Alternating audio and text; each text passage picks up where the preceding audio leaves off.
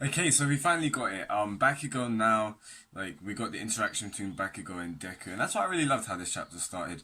It really actually did make me think about just the old stories, not old stories, the old chapters of Boku no Hero Academia. You know, the ones when we've seen like All Might training Deku and like Bakugo's there as well. Like he's really cool.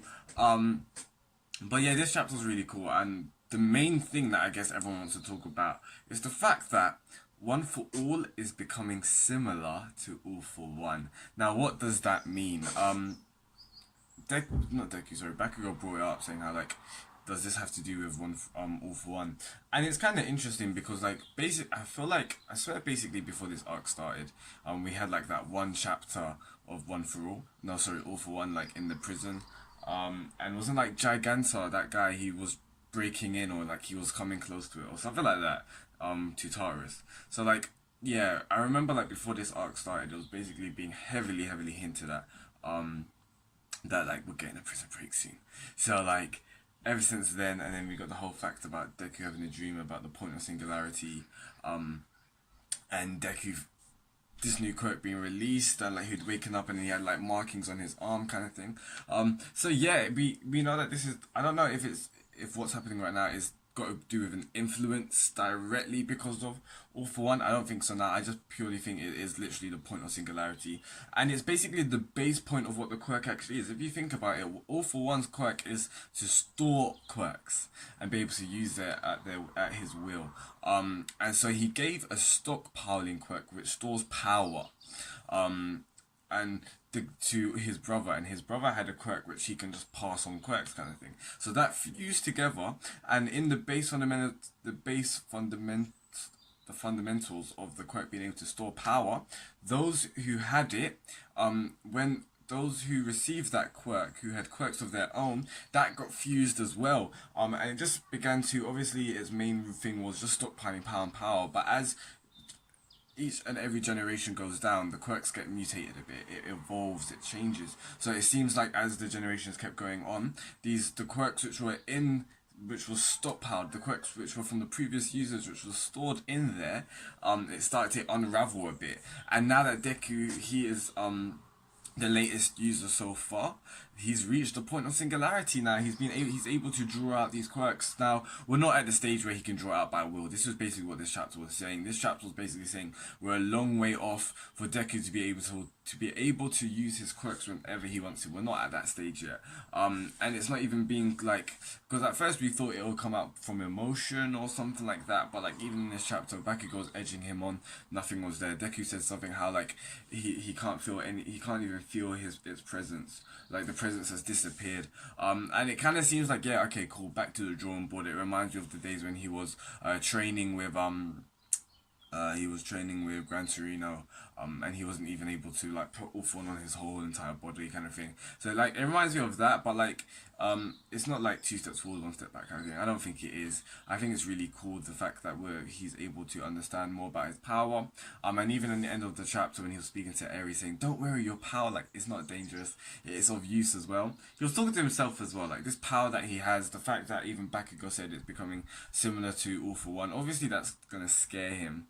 But it's interesting to see how it's gonna play out. Like imagine at the end of this series when Deku's fighting Shigaraki or fighting All for One or whatever. Like he's just like your quirk is basically like mine. I feel like that's what's gonna happen in the future. It basically is One for All is becoming All for One. That's how the quirks are becoming. It's becoming much more similar. Which is really interesting. I wonder what that's gonna do to Deku and All Might, but.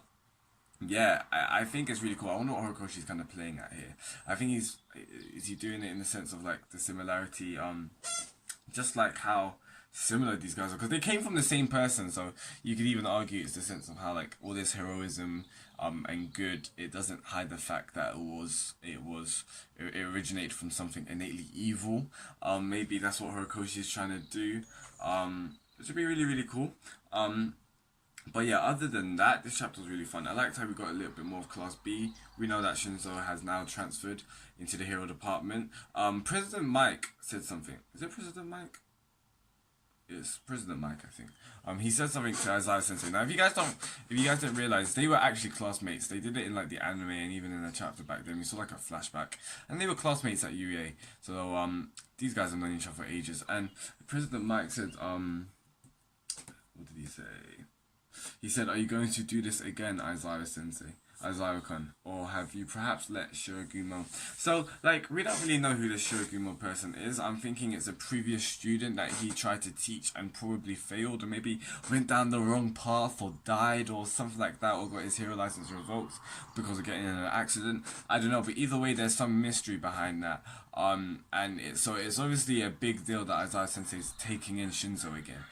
Taking in Shinzo because, is alluding to his past. Maybe he did a mistake in the past or something like that. He wasn't the best of teachers. So like I can't wait to find out more about that. Hopefully we do. Which is really, really cool. I'm really intrigued actually by this. But there was something I wanted to talk about before, and yes, that was Endeavor. I really do love the growth in Endeavor's character. And it'll be in small panels in a chapter here or there. But it'll be like Endeavor's trying to message Todoroki, and obviously Todoroki's blanking the guy. But like he's still trying. So Todoroki's realized that yeah, he's been able to get hot and that kind of thing, but he's still a long way off of controlling his fire side, and he needs Endeavor. He's gotten to a stage where he's actually acknowledged that this guy can help him. So yeah, I like the foreshadowing for an Endeavor Todoroki kind of training arc coming soon. I think it's gonna happen like basically now. I feel like it won't be obviously entirely dedicated. Sorry, that was a bird. I don't think it's gonna be like an entire arc dedicated to the two, but like it'll be in the forefront definitely, and I think it'll be really, really cool because you know the whole Todoroki, the Todoroki family, man, the whole thing. Dabi as well is here. Todoroki, like we got to know Horikoshi.